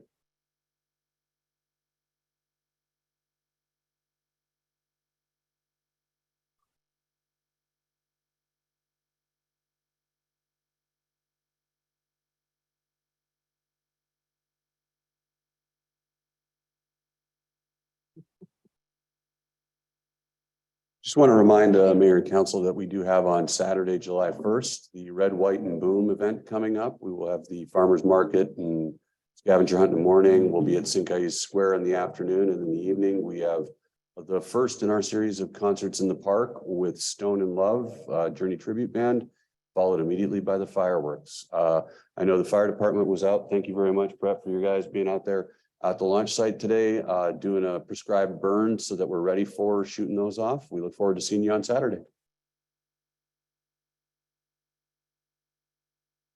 Yeah, thanks for the clarification there. Council committee reports. We'll start with Councilmember Schwartz. I think we covered everything pretty dang well. So thank you. Councilmember Madewell. I don't have anything, thank you. Councilmember Fancher. Just one item, we did have the Grant County Economic Development Council meeting. They are in the middle of their, with their consultant Convergent, working on their future ask. So that probably will be coming to us, coming soon for dues. They're going to make their presentation. They're going through a very robust system right now. Councilmember Eck. Yes, thank you, Mr. Mayor. The Moses Lake Air Show came off very well. Looks like we're between 15 and 20% over last year's attendance. We did have some major traffic issues, which some people may have heard about. We have a lot to fix for next year as it relates to traffic. The Boeing has a little over 900 employees, of which 275 are now Moses Lake citizens.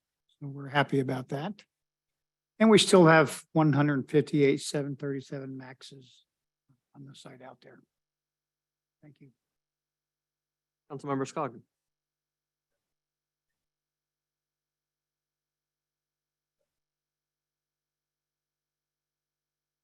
Deputy Mayor Martinez.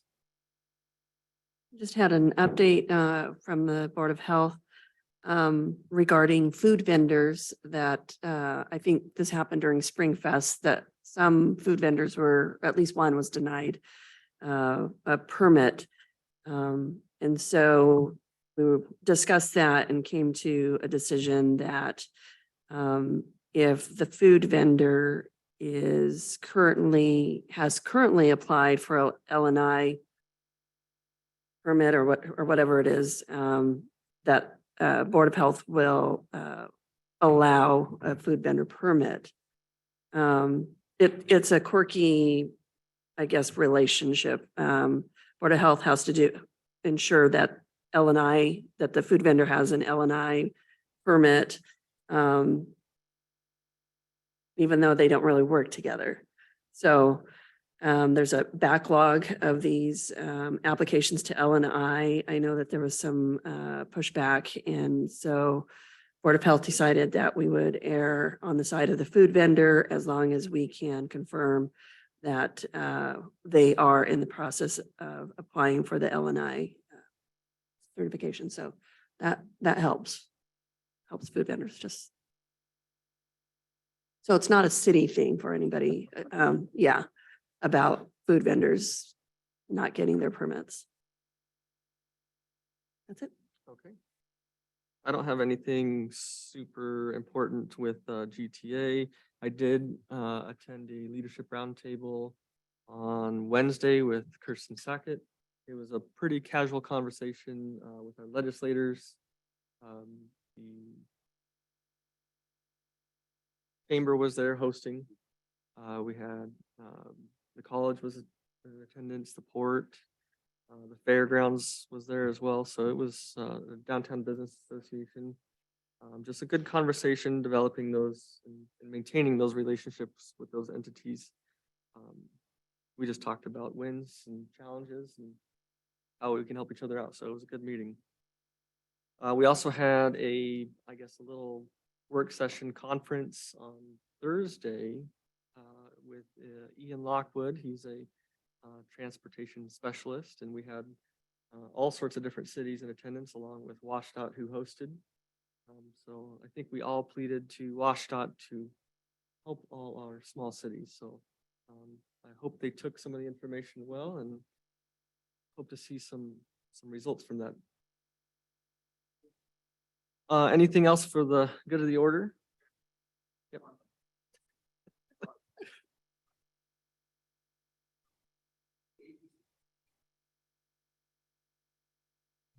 They would like to know how many people are coming because apparently, multi bonus and then I have,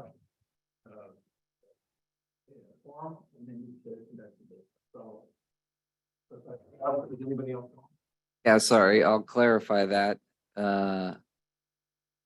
With the way that the rules currently read, I believe, we only have one representative per city. Correct.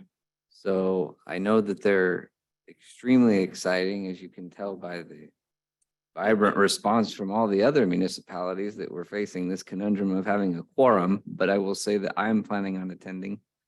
And so there really is no obligation from anybody, or it does not help our cause if you're there, but you're more than welcome to come anyway. Second thing is July 11th, I got a phone call this afternoon, 12, is doing a groundbreaking from 10:30 to noon on July 11th. And they, the person called, invited anybody from the city leadership on those 10. So it's for the new businesses coming in called 12. It's out on Mueller Road. I think 10:30 to noon, and their address is for 13,000 block of meter. It's by the. So take the entrance that goes out to Far West Steel.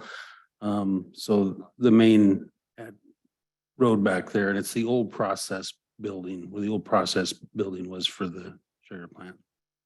I believe Deputy Mayor Martinez was going to be there since I'll be out of town. Okay. I just want to make sure that the mayor and any council members. It sounded like at least a couple council members were planning to attend. So if you could please let Jennifer know if you're going to be in attendance so we can put out a notice of quorum if needed.